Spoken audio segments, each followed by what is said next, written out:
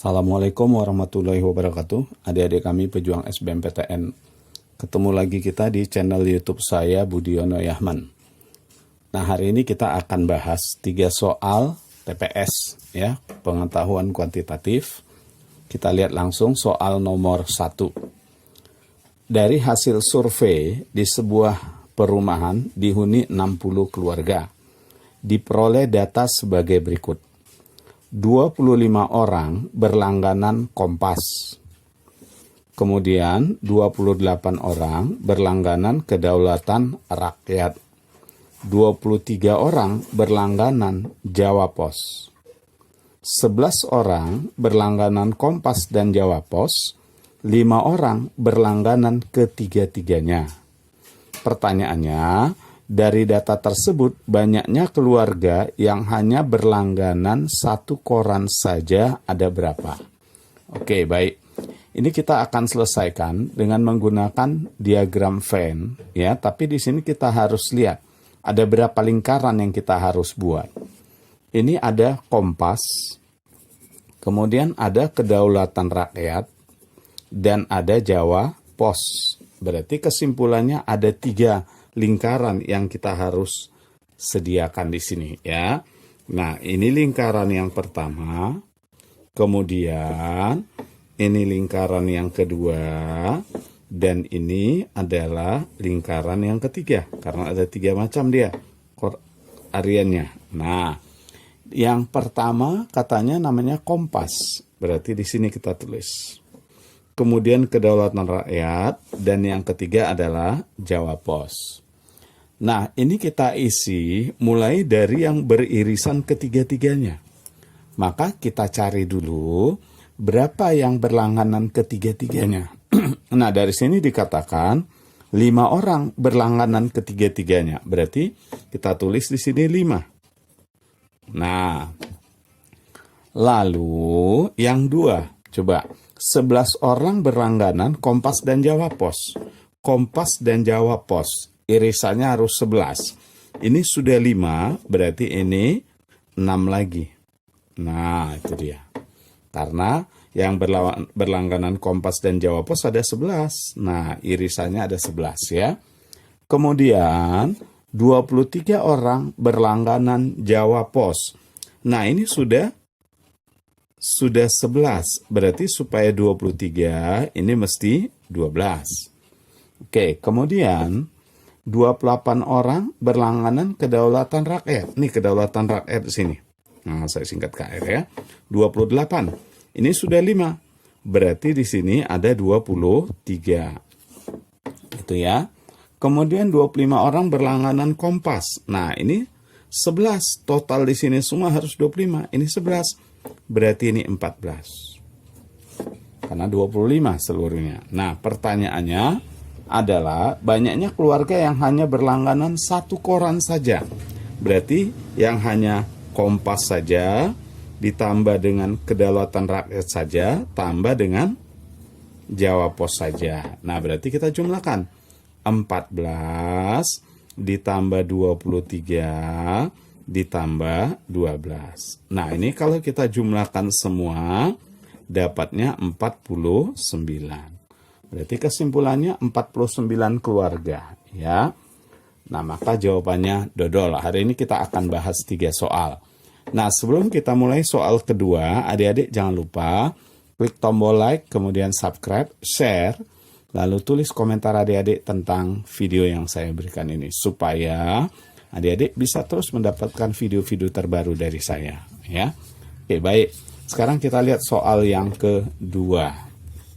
Nah, pada soal yang kedua, di sini dikatakan, kita lihat ya, sebuah pekerjaan dapat dilakukan A sendirian dalam waktu 16 hari.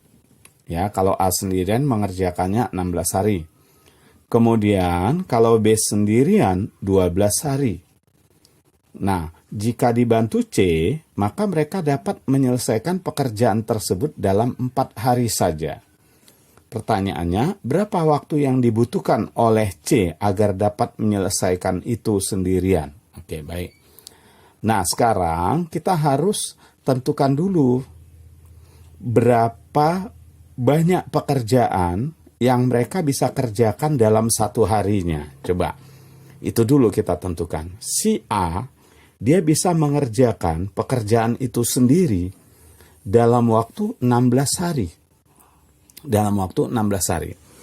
Artinya, 16 hari selesailah satu pekerjaan. Berarti berapa bagian pekerjaan yang dikerjakan oleh si A dalam satu hari? Itu dulu kita tentukan masing-masing. Coba, kalau satu pekerjaan dia kerjakan dalam 16 hari, berarti kalau dalam satu hari, maka si A bisa mengerjakan 1/16 dari pekerjaannya itu. 1/16 bagian dari pekerjaan. Itulah perharinya. Nah, sekarang si B kita cari. Si B. B dalam satu hari bisa mengerjakan, B sendirian bisa mengerjakan dalam 12 hari. Kalau sendirian B-nya. Berarti kalau satu hari, berapa pekerjaan bisa diselesaikannya? Tentu 1/12 pekerjaan yang bisa diselesaikan oleh si B. 1/12 pekerjaan lah perharinya. Kemudian yang berikutnya untuk si C. Si C, nah kita misalkan si C itu bisa mengerjakan sendirian dalam waktu X hari. Berarti satu harinya si C bisa mengerjakan 1/X pekerjaan. Nah, kalau seandainya mereka digabung, ya, si A kerjasama dengan B dan C, maka mereka bisa mengerjakan dalam waktu 4 hari. Artinya, kalau 1/16 kita tambah dengan 1/12 ditambah 1/X, berarti ini 1/4 bagian. Nah, itu dia. Jadi kalau mereka bergabung ketiga-tiganya, maka dalam satu hari mereka bisa mengerjakan 1/4 bagian pekerjaan. Nah, berarti bisa kita tulis 1/16 ditambah 1/12 ini sama dengan 1/4 dikurang 1/X. Nah, sekarang coba kita lanjutkan berhitungnya ya. Kita selesaikan dulu di sini. 12 kali 1, 12.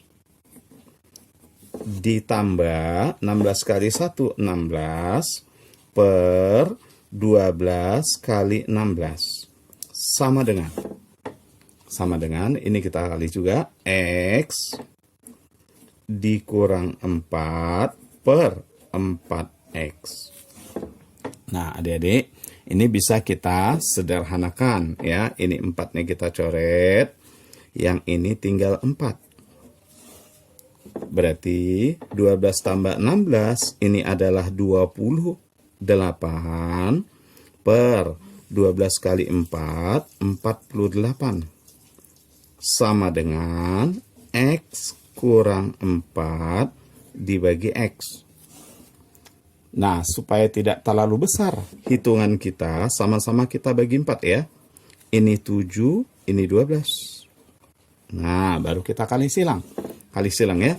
12 kali X kurang 4, berarti 12X ini kali ini kurang 48 sama dengan 7X. 7X. Berarti dari sini kita pindahkan. 12X kurang 7X itu 5X sama dengan. Berarti X sama dengan 48 dibagi 5. Nah, 48 kita bagi 5. Maka kalau kita bagi ini, 45 itu 9,6. 9,6 hari. 9,6 hari. Nah, itulah si C bekerja kalau sendiri. Maka dia bisa mengerjakan dalam waktu 9,6 hari. Pertanyaannya berapa jam? Nah, berapa jam waktu yang dibutuhkan oleh si C untuk bisa mengerjakan pekerjaan itu sendirian? Maka kalikan dengan 24. Karena satu hari 24 jam. Maka dapat kita 230,4 jam. Berarti jawabannya adalah bola. Nah, oke. Sekarang kita lanjut soal yang ketiga. Jadi, sekali lagi saya ingatkan, jangan lupa klik tombol like, kemudian subscribe dan share. Serta tulis komentar adik-adik tentang video yang saya bagikan ini. Sekarang kita lihat soal yang ketiga ya. Nah, soal yang ketiga, 10 tahun yang lalu usia Andi adalah 1/3 dari usianya sekarang. 15 tahun yang akan datang, perbandingan usia Bima dan usia Andi adalah 3:5.